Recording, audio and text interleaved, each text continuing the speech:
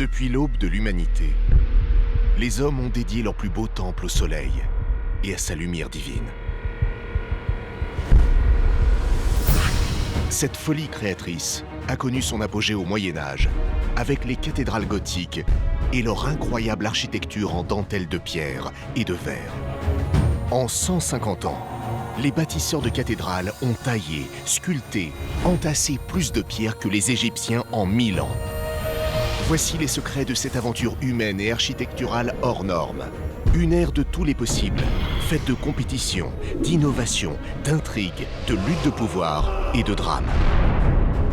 Une ère qui nous a laissé les plus beaux chefs-d'œuvre de toute la chrétienté.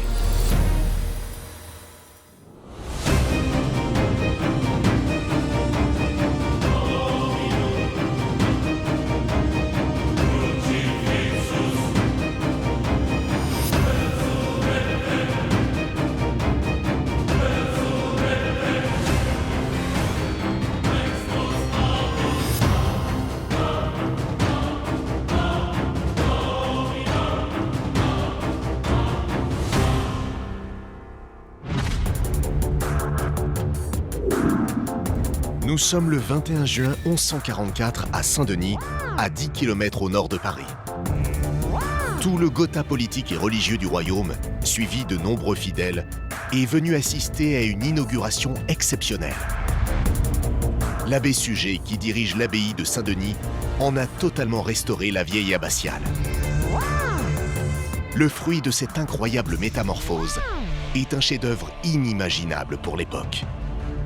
Lorsque Suger inaugure l'abbatiale de Saint-Denis, tous les nobles sont là, le roi est là.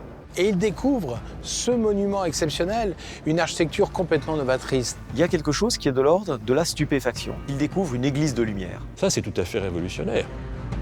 Ce jour-là, fier de sa prouesse architecturale sans précédent, l'abbé Suger est persuadé que sa merveille restera inégalée pendant des siècles. Sans le vouloir, il vient au contraire d'inaugurer un art nouveau, que l'on baptisera plus tard gothique, en référence à ses origines françaises. L'art gothique, c'est un art révolutionnaire. On construit plus haut, on construit plus large, on construit mieux, de façon plus efficace. Et donc c'est un véritable univers esthétique et spirituel qui se met en place à cette époque. Pourtant, cette fabuleuse aventure humaine et technique a bien failli ne jamais voir le jour. Pour réaliser son église idéale, Suger a d'abord dû vaincre les lois de la pesanteur, grâce à des innovations comme la croisée d'ogives. L'abbé a dû également prendre tous les risques pour financer son projet pharaonique. Le trésor de Saint-Denis est un des plus importants de la chrétienté. Il va, on peut dire même, dilapider la fortune et susciter énormément de critiques.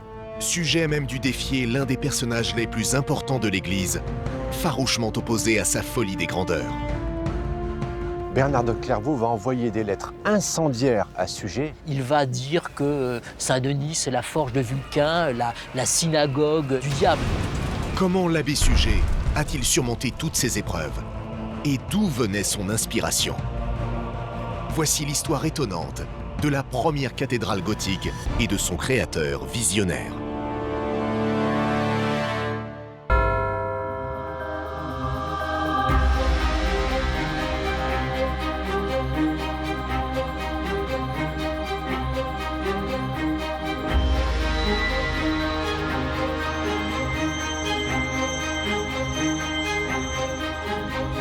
À l'aube du XIe siècle, Saint-Denis est une église monumentale adossée à l'abbaye du même nom. Située à une dizaine de kilomètres au nord de Paris, le site doit sa renommée à l'un des plus puissants mythes de la chrétienté. Saint-Denis fait référence à ce saint missionnaire chrétien du IIIe siècle, martyrisé par les Romains.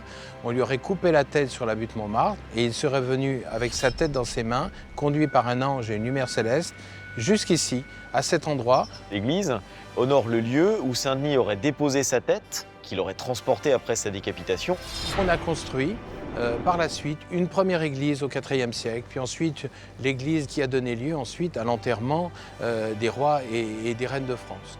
Cette volonté des rois de France d'être inhumés au plus près du saint confère progressivement une dimension politique à l'abbaye. Au XIe siècle, elle est même le centre névralgique du pouvoir royal. Car celui qui la dirige, l'abbé Adam, est également Premier ministre du roi de France, Philippe Ier. Saint-Denis, c'est le fief du roi, territoire directement contrôlé par le roi, au cœur du royaume.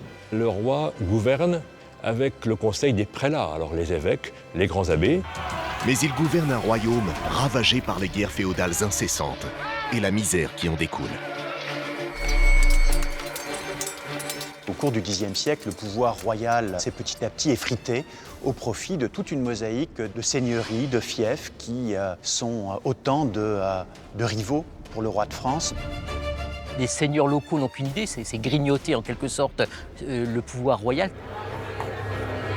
Ces conflits armés qui sèment la mort aux quatre coins du royaume de France durent depuis si longtemps qu'ils ont fini par plonger les Français dans un profond désespoir. L'homme médiéval, l'homme du XIe siècle, c'est un homme qui est un homme inquiet. Il a vécu dans les famines, dans les guerres, dans des situations telles que sa foi en est ébranlée et il a le sentiment que Dieu l'a abandonné. Beaucoup pensent que ces tragédies qui frappent leur terre ne sont que les prémices de l'Apocalypse annoncé par la Bible dans l'Évangile de Saint Jean. Depuis l'an 1000, partout dans le royaume, des prédicateurs répandent cette terreur mystique de l'avènement du jugement dernier. Le jugement dernier va arriver, chacun en est conscient, il faut se préparer à ce moment. Le peuple est persuadé, il vit en tout cas dans l'attente de la fin du monde. C'est dans ce climat de chaos que naît Sujet, que l'on prononce parfois Sugère. L'histoire n'a pas retenu son prénom.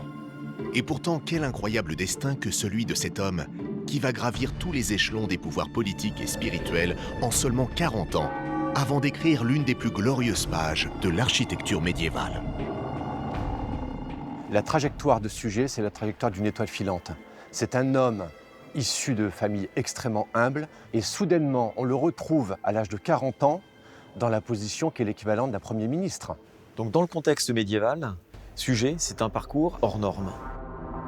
Pourtant, lorsque Sujet voit le jour en 1081 à Chennevières-les-Louvres, un petit bourg proche de Paris, rien ne le prédestine à ce parcours extraordinaire. Sujet est issu d'une famille relativement modeste. Ses parents sont sans doute des laboureurs de la région du nord de l'Île-de-France. Sujet n'a que 10 ans lorsque sa mère disparaît tragiquement, victime d'une épidémie de grippe qui ravage les alentours de Paris. Ses deux frères et lui se retrouvent seuls avec leur père. Une charge bien trop lourde à assumer pour ce dernier, qui prend alors une décision qui va bouleverser le destin de son fils.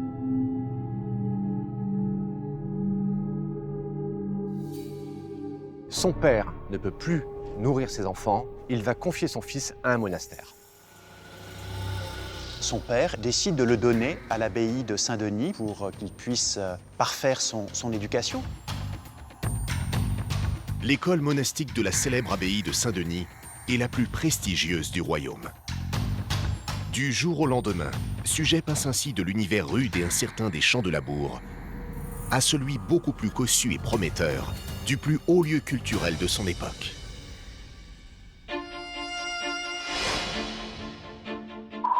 Les abbayes ont auprès d'elles des bibliothèques qui sont les seuls lieux d'accès au texte. Le texte circule peu, parce qu'il n'y a pas d'imprimerie, et les endroits où on les copie et où on les conserve, ce sont les monastères. Donc on ne peut pas devenir un intellectuel brillant si on n'est pas formé dans les lieux où on a accès à ces manuscrits. La chance de la vie, si on peut dire, de Sujet, c'est de rentrer comme oblat, comme futur moine à Saint-Denis, un jeune garçon qui est sans doute très très intelligent, et sans formation, peut-être il n'aurait pas pu donner ce qu'il a donné par la suite. Élève modèle, Sujet adopte très vite les codes et les usages de son nouveau monde. Dans un premier temps, il aide activement aux différentes tâches de l'abbaye, puis apprend à lire, à écrire et à compter avec une rapidité qui surprend ses éducateurs.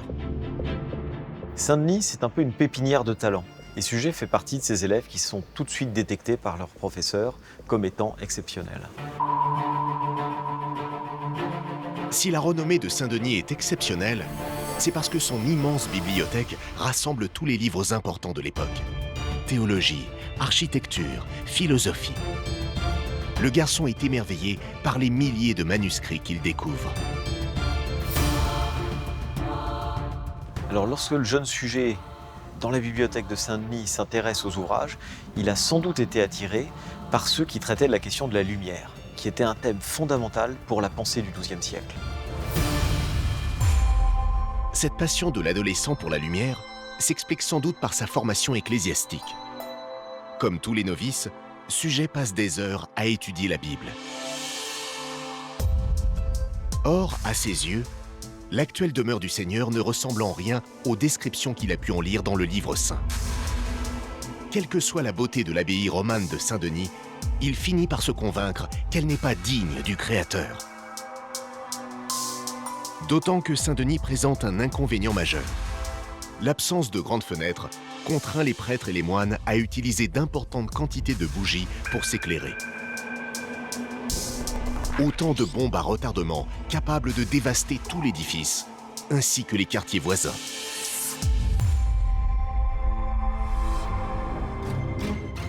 L'une des principales craintes que les hommes ont face à ces monuments, c'est les incendies. Ces monuments sont en effet en grande partie construits en bois, et notamment leur charpente, et il suffit parfois d'une étincelle pour mettre le feu à ces charpentes apparentes qui caractérisent souvent encore l'architecture romane. Risque d'incendie, sécurité des fidèles insuffisante, faible luminosité. Comment remédier à tous ces problèmes sans renoncer à offrir à Dieu la plus belle des demeures? Comment faire passer la maison du Seigneur de l'ombre à la lumière pour sa plus grande gloire? Pour le moment, Sujet ne trouve pas la réponse dans les traités d'architecture de l'abbaye. Mais petit à petit, l'adolescent se prend à rêver de trouver un jour la solution pour réunir le Créateur et ses serviteurs dans une cathédrale de lumière et de magnificence jamais égalée. Dans son désir de rénovation et de restauration de l'Église, Sujet est hanté par l'idée de faire en sorte que son Église ressemble à la Jérusalem céleste. C'est dans ses lectures bibliques, et plus précisément dans le livre de l'Apocalypse écrit par Jean l'Évangéliste, qu'il a trouvé la description de cette Jérusalem céleste.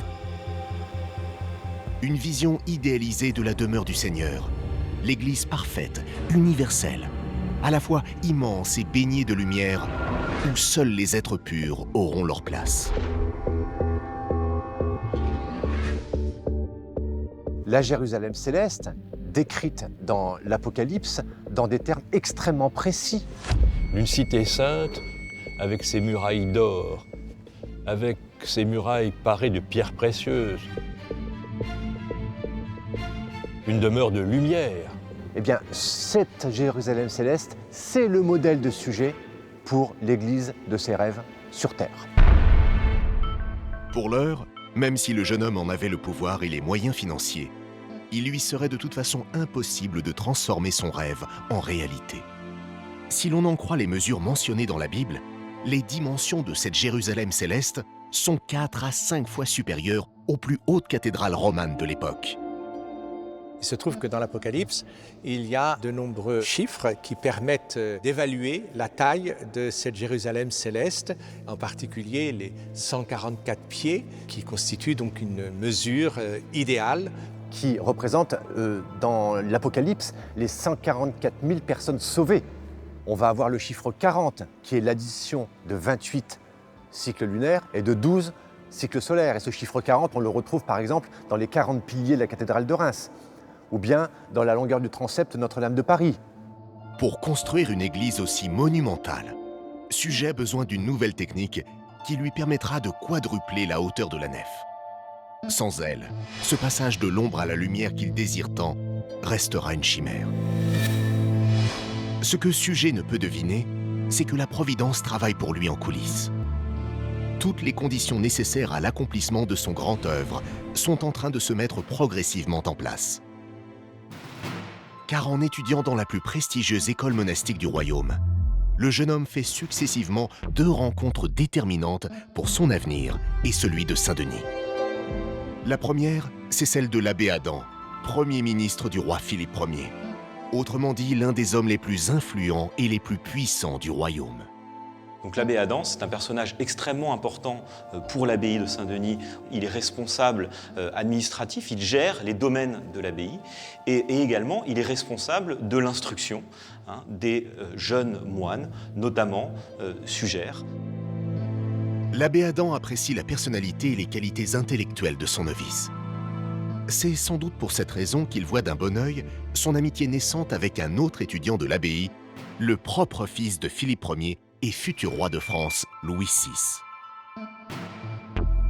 Dans l'itinéraire de Suger, il y a des rencontres providentielles. La première, il l'a fait à son plus jeune âge, lorsqu'il croise le futur roi Louis VI, qui est un jeune homme comme lui, qui pendant un certain temps est éduqué à Saint-Denis. A priori, rien ne prédisposait Suger, originaire d'une famille relativement modeste, de devenir l'ami du roi. Il se trouve qu'ils ont été camarades d'école, comme nous dirions aujourd'hui, dans les années 1090. D'un côté, l'abbé Adam, de l'autre, le futur roi Louis VI. Aussi bien entouré et fort de capacités intellectuelles exceptionnelles, Suger a toutes les cartes en main pour connaître une ascension fulgurante. Nous sommes en 1112. Les années ont passé, au cours desquelles Suger n'a cessé de confirmer tous les espoirs que l'on a placés en lui. L'abbé Adam a compris depuis longtemps qu'il tenait là un possible successeur.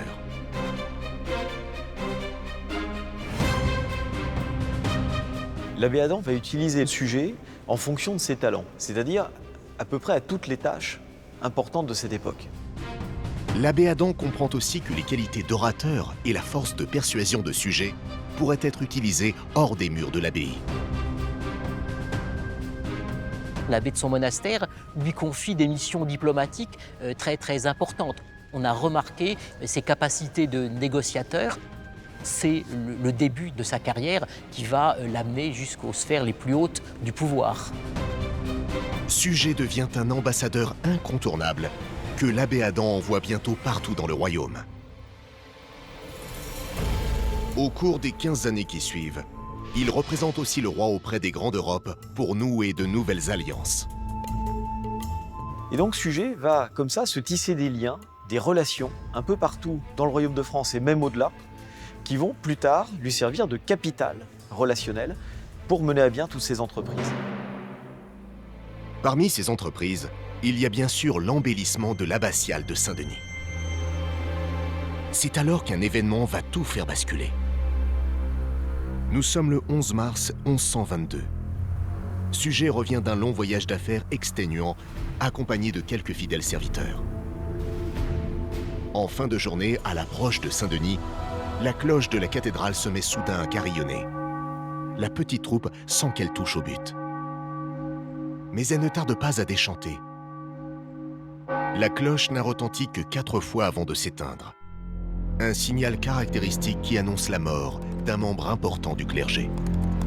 Suger n'a pas le temps de partager son inquiétude avec ses compagnons que le galop d'un cheval se fait entendre. Et là, un cavalier s'approche. Il va lui apprendre une nouvelle à laquelle il ne s'attend absolument pas, une nouvelle terrible. L'abbé Adam est mort. Suger est effondré. Plus encore que le principal conseiller du roi ou le responsable de l'abbaye de Saint-Denis, c'est son mentor qui vient de s'éteindre. Si cette disparition est un drame pour le moine, c'est néanmoins une chance inespérée pour l'homme de pouvoir qu'il est en train de devenir.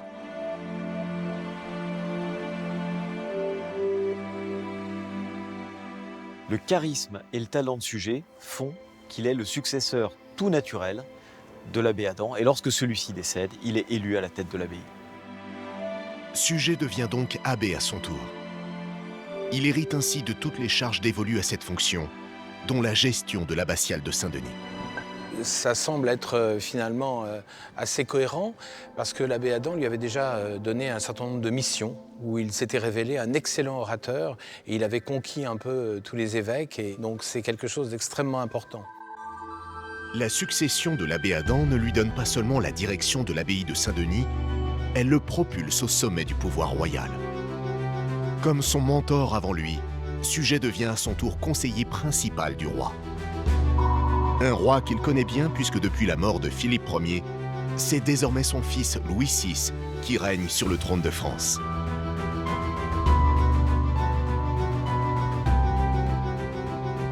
Il ne faut pas oublier que Louis VI, alors qu'il n'était pas roi, était l'ami d'enfance de Suger. Et en tant que conseiller, il va avoir un poids considérable sur les décisions politiques du nouveau roi. Et il peut enfin mettre en œuvre un souhait qu'il chérissait depuis plusieurs années, c'est-à-dire reconstruire son abbaye. Mais à l'époque, les techniques de construction sont encore rudimentaires. L'art roman, style dans lequel on bâtit toutes les églises, ne permet pas d'atteindre les hauteurs incroyables de ce modèle biblique qu'est la Jérusalem céleste. Suger doit se rendre à l'évidence. Bien qu'il soit entouré des meilleurs architectes, qu'on appelle alors des maîtres d'œuvre, personne ne veut se risquer dans la construction d'un bâtiment aussi haut. S'il veut trouver la solution qui lui permettra d'accomplir son grand projet, il doit profiter de ses missions diplomatiques pour s'inspirer de ce qui se fait ailleurs. Lors de ses voyages, pour des missions diplomatiques, il découvre notamment l'Italie. Alors pour Suger, le voyage d'Italie, c'est un émerveillement. Suger se rend en Toscane, puis en Lombardie, et rencontre plusieurs architectes, dont certains ont conçu de splendides palais à Venise et à Rome. Ces voyages lui permettent de découvrir de nombreuses innovations techniques qui l'aideront bientôt à réaliser son rêve. Le Suger veut que les murs de l'église disparaissent, que la lumière pénètre, elle se colore en traversant les vitraux. On atteint presque une vision du monde supérieur, du monde de Dieu. Ouvrir les murs à la lumière pour ouvrir les cœurs à la lumière créatrice. Ça, c'est tout à fait révolutionnaire. Mais ça supposait que cette pensée fût servie aussi par de nouvelles connaissances techniques. En cette première moitié du XIIe siècle, tous les édifices de l'Empire chrétien sont construits dans le style roman. Cette architecture oblige les bâtisseurs à construire des murs très épais pour soutenir le poids des voûtes en berceau. Les murs doivent être renforcés à l'extérieur par d'imposants contreforts triangulaires, dont la fonction consiste à contenir les pressions exercées. Sans eux, le bâtiment s'ouvrirait en deux et s'effondrerait. Le système est efficace, mais il a ses limites. Au-delà d'une certaine hauteur, les contreforts ne suffisent plus à encaisser la pression. Autre inconvénient, il est impossible d'ouvrir largement les murs sans les fragiliser. Les fenêtres sont donc réduites au minimum et les bâtiments sont plongés dans une obscurité permanente. S'il veut réaliser son rêve, Suger doit trouver le moyen d'alléger la charge qui pèse de part et d'autre d'une clé de voûte. Et cette découverte capitale, il va la dénicher dans les plans d'architectes qu'il a rapportés d'Italie. Et il est fasciné par ces nouvelles architectures, et en particulier l'utilisation de la croisée d'ogives, qui est une nouvelle technique qui permet, grâce à des arcs qui se croisent sous la voûte, de répartir un peu plus le poids de la voûte sur les murs. Cette croisée d'ogives, c'est la solution que Suger attendait depuis des années. Jusqu'ici, le poids d'une voûte ne reposait que sur deux murs pleins qui encaissaient toute la pression. Désormais, cette pression peut se diviser en plusieurs ogives qui se rejoignent au niveau de la croisée, au sommet de la voûte. Cette division de la charge soulage tellement les murs que l'on peut les remplacer par de simples piliers, créer de grandes ouvertures et pourquoi pas tenter d'élever l'édifice à des hauteurs vertigineuses.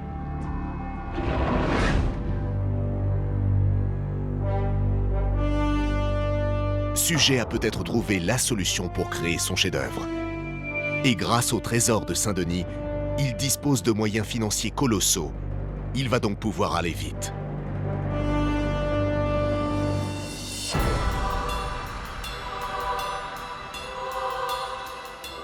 Le trésor de Saint-Denis est un des plus importants de la chrétienté. Il a par exemple des coupes en or qui servent comme calice, des vases antiques, des reliquaires.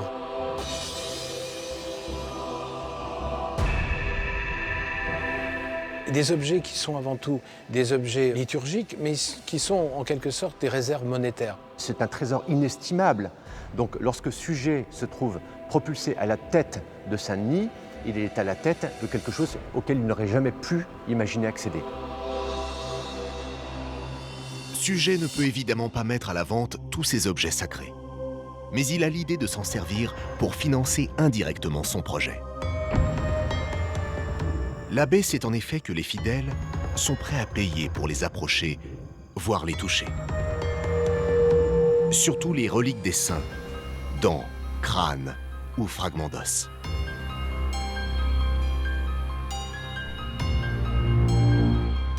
Il est sûr que la possession de reliques, et de reliques importantes, est une source de revenus pour le clergé, parce que celles-ci attirent les fidèles, et ils viennent toujours faire une offrande pour accompagner leurs prières. Ces offrandes pourraient devenir particulièrement juteuses pour les caisses de Saint-Denis. Mais il y a un problème. La plupart de ces objets du culte et des reliques sont en mauvais état ou mal présentés. Suger va reprendre les anciens objets de culte, il va les retravailler pour en faire des véritables joyaux. Naturellement, cette entreprise coûte très cher. Pour que l'investissement soit rentable, il faut donc avoir la certitude qu'il générera un maximum de dons. Là encore, l'imagination de Suger fait des merveilles. Pour attirer les fidèles et leurs oboles, il ose ce que personne n'avait fait avant lui, transformer la messe en spectacle grandiose. Mais il va aussi profondément rénover le service liturgique. C'est-à-dire que la messe, pour lui, ça va être un lieu véritablement de théâtralisation du service divin. Et l'ambitieux abbé ne s'arrête pas là. Si les plus humbles sont prêts à payer pour profiter d'un tel spectacle, les riches peuvent le faire eux aussi. Il suffit de les solliciter en flattant leur ego. Un grand projet suppose des mécènes, enfin nous le voyons bien aujourd'hui, et quand il organise les cérémonies de consécration, il invite tout ce que le royaume compte de puissants, et il n'oublie jamais de les faire passer devant le tronc. Nous sommes en 1135. Les caisses sont maintenant pleines. La restauration de l'abbatiale et sa transformation en Jérusalem céleste peuvent commencer. Plus de 40 ans après son arrivée à Saint-Denis, l'abbé Suger donne enfin le coup d'envoi du projet de sa vie, celui dont il rêve depuis l'adolescence. Il décide de reconstruire la façade de l'ancienne église carolingienne alors qu'il a un âge finalement avancé pour l'époque qui est de 55 ans. Et il va aller très vite. Et ce qui se met en route à Saint-Denis à ce moment-là, c'est un formidable chantier. Très vite, il faut se préoccuper des sources d'approvisionnement en pierre, en bois et dans les autres matériaux. Et pour tout cela, heureusement, l'abbé Suger bénéficie de domaines sur lesquels il va pouvoir trouver une grande partie de ses matériaux de construction. Avec les meilleurs artisans du temps, bien payés, et donc un chantier où Suger va dépenser sans compter pour avoir ce qu'il y a de plus beau. Cette nouvelle façade monumentale doit abriter le narthex, que l'on appelle également l'avant-nef. C'est la vaste pièce intermédiaire où l'on accueille les pèlerins qui se répartissent ensuite dans la nef. Comme il s'agit de leur premier contact avec l'édifice, il est important de ne rien négliger pour les impressionner. Suger veut absolument provoquer un choc visuel inoubliable. Il va créer une façade exceptionnelle avec un projet à 2 tours divisé en 3 parties avec des créneaux, une manière de montrer que l'abbaye doit être aussi un monument défensif avec pour la première fois le jugement dernier présenté de manière exceptionnelle avec la Trinité, avec des statues-colonnes qui seront les premières statues-colonnes qui représentent les rois de l'Ancien Testament, donc une façade complètement novatrice. Cette première étape de la restauration est un succès total. Une fois terminée, les 3 étages de la nouvelle façade constitueront une élégante transition entre l'architecture romane et cet art nouveau imaginé par l'abbé. Au-dessus des 3 grandes portes, le plein cintre des porches et des arcades est bien d'inspiration romane. Mais la structure verticale en 3 parties est déjà la signature d'un style résolument novateur qui se démarque de celui des églises traditionnelles de l'époque. Plus que jamais désireux d'utiliser cette nouvelle façade pour frapper les esprits, Suger va encore plus loin en inventant une pièce architecturale d'une incroyable complexité, mêlant inextricablement le verre et la pierre. La rosace est née.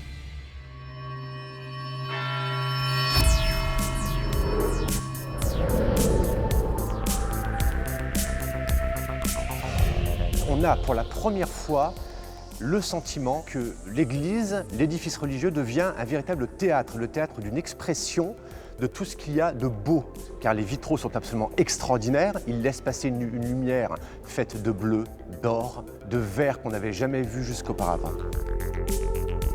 Si les vitraux colorés ne sont pas nouveaux, l'abbé Suger trouve malgré tout le moyen d'innover une fois encore, en créant une nouvelle couleur bleue qui portera son nom. On l'obtient par une manipulation chimique particulièrement coûteuse, au cours de laquelle on fusionne de la silice et du nitrite dans d'immenses fours spécialement créés pour l'occasion, capables de monter jusqu'à 1500 degrés. La mélasse qui en ressort est ensuite teintée de bleu grâce à l'ajout de cobalt. Cette innovation résume à elle seule la folie des grandeurs qui anime alors l'abbé, qui ne recule décidément devant rien pour réaliser son grand œuvre. La construction des verres, des vitraux ont coûté 3 à 4 fois plus cher que la construction en pierre. C'était considérable à cette époque. Paradoxalement, cette rosace qui symbolise aujourd'hui encore toute la somptuosité de l'art gothique n'est pas du goût de tout le monde. Alors que personne ne sait encore à quoi ressemblera l'abbatiale de Saint-Denis une fois la restauration terminée, l'imagination sans limite de l'abbé Suger se heurte de plein fouet au conservatisme ambiant. Il faut voir que les innovations apportées par Suger sont absolument révoltantes dans un monde qui est comme figé. Les gens sont habitués à un certain code d'architecture et soudainement, cet homme-là vient et bouscule tout. Pire encore, Suger commet 2 erreurs qui provoquent une telle levée de boucliers dans l'opinion que la suite de la restauration s'en trouve menacée. La première de ces erreurs relève du péché d'orgueil, difficilement excusable pour un homme d'église. L'abbé Suger, qui a construit cette façade de 1135 à 1140, cet avant-neuf, s'est fait représenter au moins à 2 reprises, et en particulier au pied du Christ en jugement dernier, et puis s'est fait représenter également dans le vitrail de l'Annonciation, au pied de Marie, et pour éviter qu'on l'oublie, au-dessus de sa tête, il a fait inscrire « Sugerius abbas, Suger-abbé ».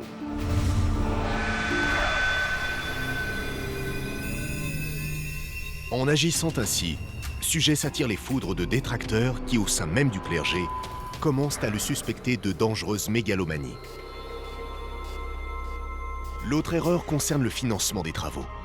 L'abbé a vu si grand que les réserves fondent à vue d'œil.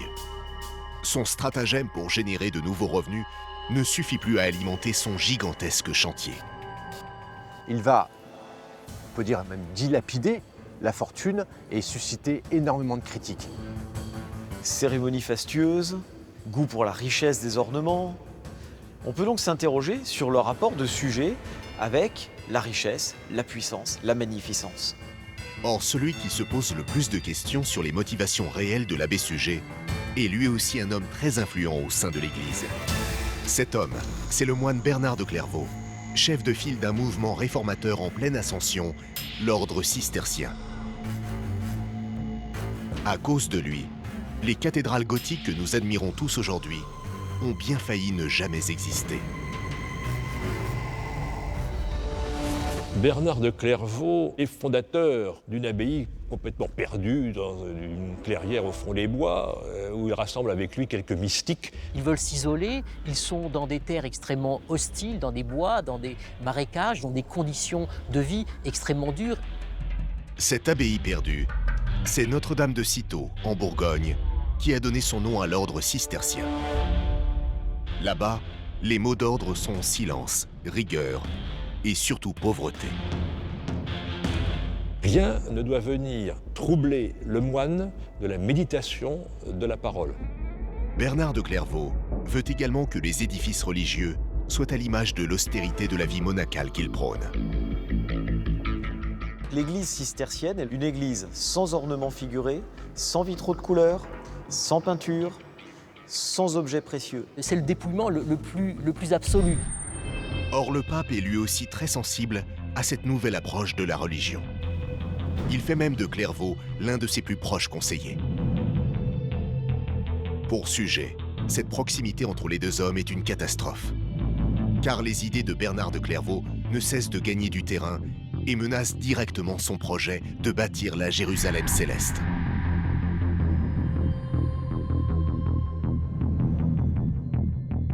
La vie religieuse de l'époque est subordonnée à l'austérité et l'intimité. Or, Suger, c'est l'ostentation, c'est le faste. Et à l'époque, ça va profondément choquer. D'un côté, la magnificence de Suger pour qui rien n'est trop beau ni trop cher pour glorifier le Seigneur. De l'autre, le stoïcisme puritain en pleine ascension de Clairvaux. Entre ces deux visions diamétralement opposées de l'Église, le pape va devoir trancher. Pour être sûr de l'emporter, Bernard de Clairvaux décide alors d'attaquer publiquement Suger. À l'époque, on s'écrit beaucoup des lettres personnelles, des lettres ouvertes, c'est-à-dire qui sont destinées à être connues de tous. Et Bernard de Clairvaux n'est pas du tout avare de sa correspondance et c'est quelqu'un qui cherche malgré tout pas mal la provocation. Bernard de Clairvaux va envoyer des lettres incendiaires à Suger. Il va lui reprocher d'abandonner la règle monastique, d'avoir des liens avec le monde de l'argent, qui est le monde du démon. Bernard de Clairvaux va critiquer ce mode de vie, cette conduite comme ça d'un abbé qui vit comme un grand seigneur. Il va dire que Saint-Denis, c'est la forge de Vulcain, la synagogue du diable. Les coups sont rudes. Suger vacille. Après les attaques portées contre ses dépenses somptuaires et son architecture jugée trop novatrice, cette remise en cause du fondement même de sa démarche risque de lui porter le coup de grâce. Suger aime le beau, il aime le grandiose, il aime le faste. Et à cette époque d'austérité, où tout est subordonné à l'idée que la religion est quelque chose d'intérieur et d'austère, on se pose la question de savoir si Suger, homme d'église, n'est pas à la limite du péché. Mais comment réagir sans braquer définitivement l'opinion contre lui? S'il se trompe, l'abbé de Saint-Denis sait qu'il perdra la partie et que le chef-d'œuvre de ses rêves ne verra jamais le jour.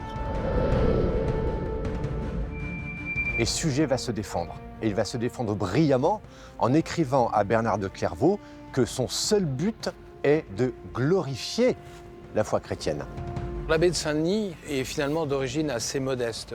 Il n'est pas habitué à une vie aristocratique. Donc en quelque sorte, lorsqu'il arrive dans l'abbaye, il vit une vie relativement sobre. Il a une modeste paillasse dans une petite cellule. Et il va insister sur le fait que lui, en tant qu'homme, ne bénéficie pas de ses richesses.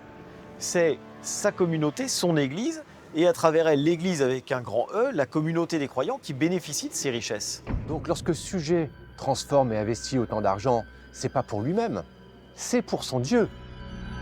Pour apaiser les tensions, Suger décide de faire un geste symbolique afin de montrer à Bernard de Clairvaux qu'il souscrit lui aussi à sa cause.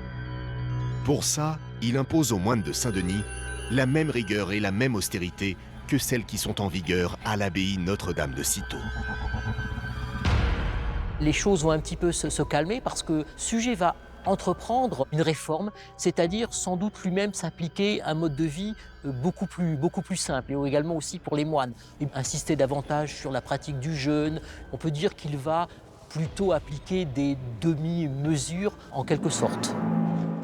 Donc ça, c'est quelque chose qui suffit finalement à convaincre Bernard de Clairvaux.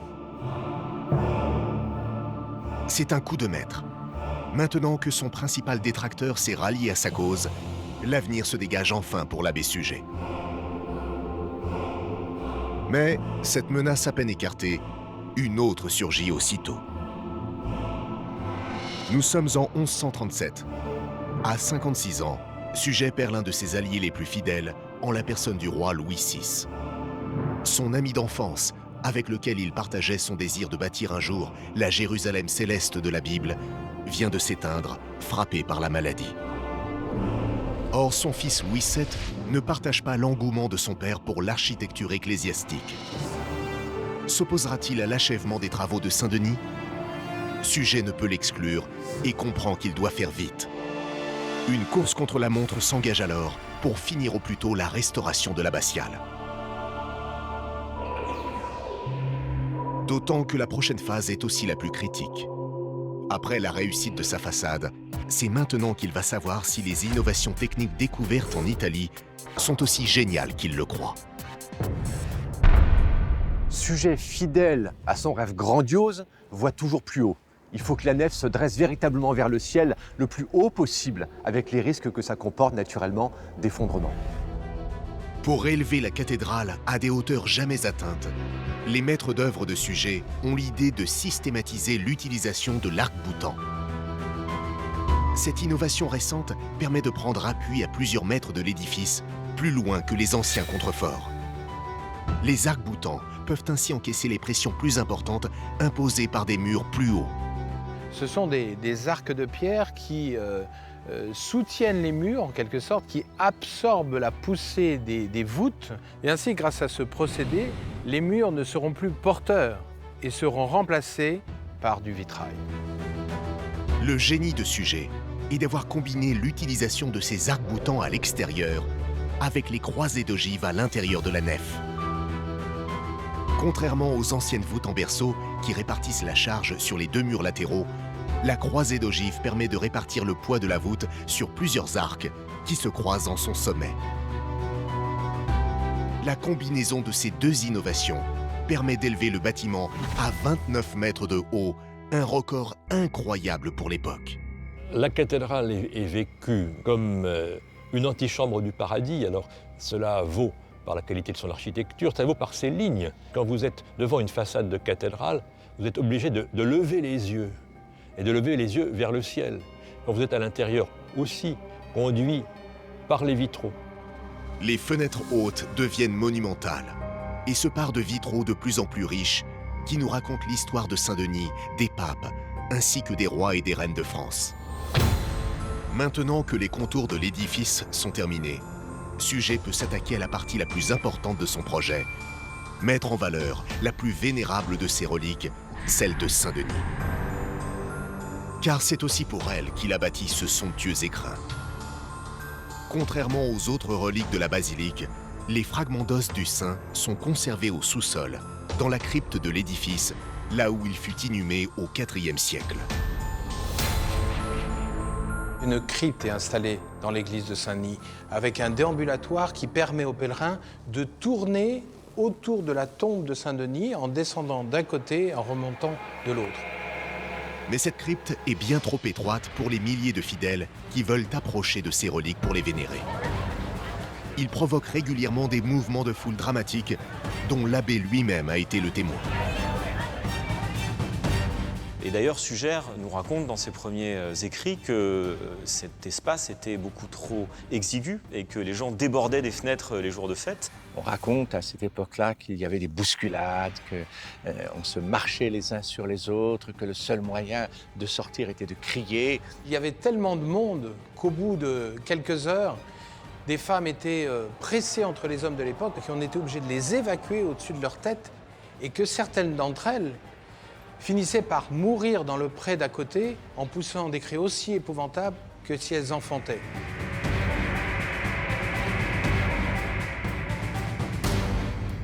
Comment remédier un tel problème d'espace? Comment faire pour que des milliers de pèlerins puissent vénérer les reliques de Saint-Denis dans un lieu à la fois sécurisé et suffisamment ouvert?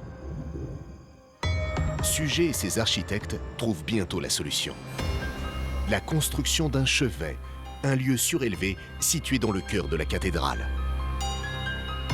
Et Suger va surélever son chevet d'environ 3 mètres par rapport au niveau de la nef. L'objectif de l'abbé Suger, c'est que dès l'entrée de l'église, on doit voir les reliques qui précédemment étaient dans la crypte sombre et qui cette fois sont en pleine lumière, visibles de tous. Suger répond ainsi aux attentes du peuple chrétien qui veut voir, qui veut toucher, qui veut baiser les reliques. Et c'est une grande nouveauté. Les fidèles sont associés à ce qu'il y a de plus sacré au sein de l'Église. L'abbé Suger a 63 ans lorsque l'œuvre de sa vie s'achève au début de l'année 1144. Mais avant d'entrer en fonction, un bâtiment religieux se doit d'être consacré par les autorités de l'Église. Cette consécration marque en quelque sorte l'inauguration officielle du nouveau site. Pour sujet, celle de Saint-Denis doit absolument laisser une trace dans les livres d'histoire. Fidèle à la folie des grandeurs qui l'animent depuis le début des travaux de restauration, il décide naturellement de faire, une fois encore, les choses en grand.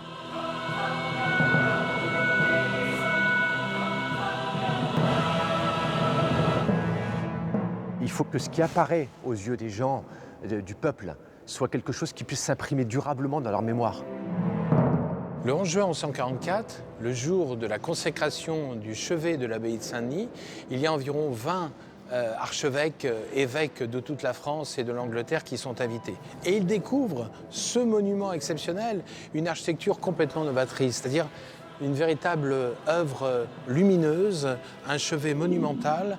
Et l'idée, c'est de montrer un espace complètement ouvert qui présente les reliques de Saint-Denis qui, précédemment, étaient dans la crypte. Et ce jour-là, le roi Louis VII, accompagné d'Aliénor d'Aquitaine, eh bien, ces personnages prennent les reliques de Saint-Denis et les montent dans le chevet en une grande procession. Cette consécration n'est pas seulement celle d'un édifice religieux, c'est aussi celle de toute une vie pour l'abbé Suger. Il a gagné. La mythique Jérusalem céleste de la Bible est devenue une réalité. Et c'est à lui qu'on le doit.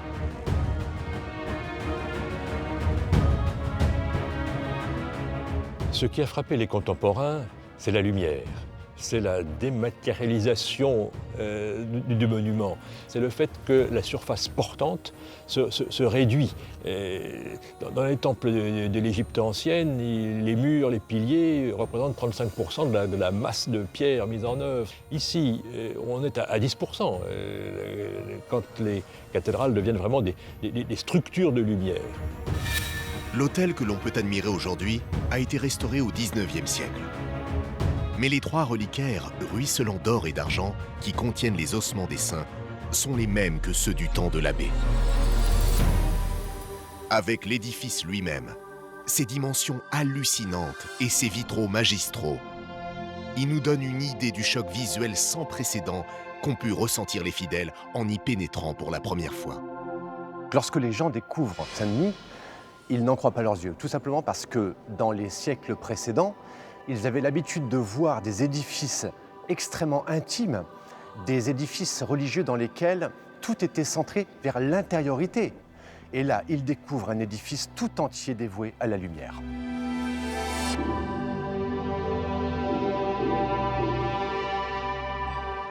Il y a quelque chose qui est de l'ordre de la stupéfaction, c'est-à-dire que ça y est, Suger a réussi à faire ce qu'il souhaitait, c'est-à-dire qu'on ait une église dans laquelle la lumen, c'est-à-dire la lumière physique, coïncide avec la lux, la lumière spirituelle.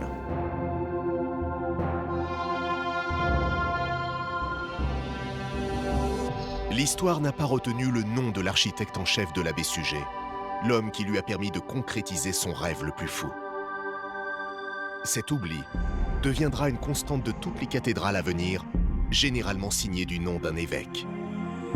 Une façon peut-être de reconnaître qu'à l'instar de l'abbé Suger à Saint-Denis, chacune de ces merveilles monumentales est d'abord le fruit d'une vision et d'une ténacité hors du commun, celle du commanditaire qui l'a rêvé avant tous les autres.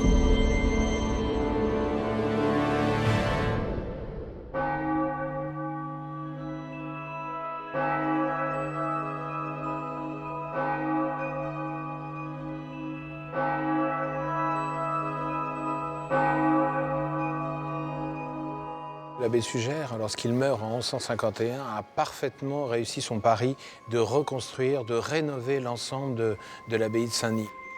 On a pour la première fois un véritable joyau, une prouesse architecturale et artistique inconnue jusque-là. La basilique Saint-Denis, consacrée cathédrale en 1966, est le premier manifeste de ce qu'on appellera plus tard l'art gothique. Un chef-d'œuvre architectural qui sera bientôt copié, transformé, magnifié dans toute l'Europe. Au cours de ce tout nouvel âge d'or des cathédrales, Un nouveau vaisseau de verre et de pierre, directement inspiré de celui de l'abbé Suger, sortira de terre tous les 5 ans. Sans doute le plus bel hommage que les hommes d'Église pouvaient rendre à ce génie visionnaire.